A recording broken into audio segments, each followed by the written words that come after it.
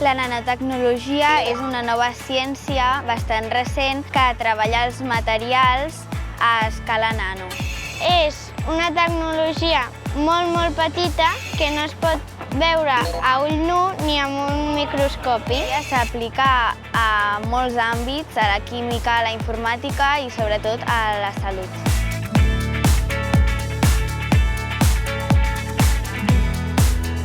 Vam treballar la nanotecnologia amb una maleta que es diu Nano Explorer, que venim bé a experiments divertits.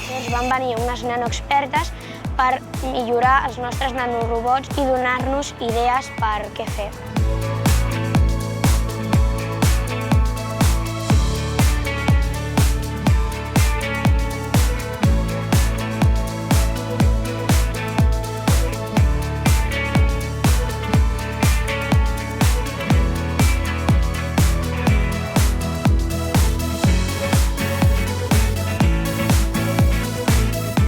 El meu nanorobot es diu nanosteogènesi i el que fa és curar la malaltia de la nanosteogènesi imperfecta, que també ve a ser coneguda com la malaltia dels ossos de cristall.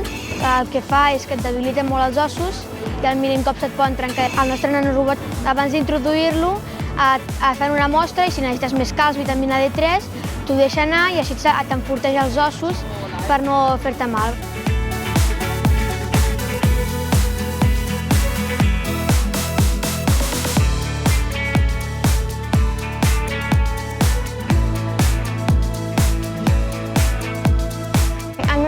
Es diu nanomedicina i seria contra el càncer de pulmó. Primer ho injectaríem amb una injecció directament on tenim el càncer de pulmó. Després, el robot amb unes molècules s'enganxaria al tumor. També conté nanopartícules d'or, s'escalfaria i cremaria el tumor.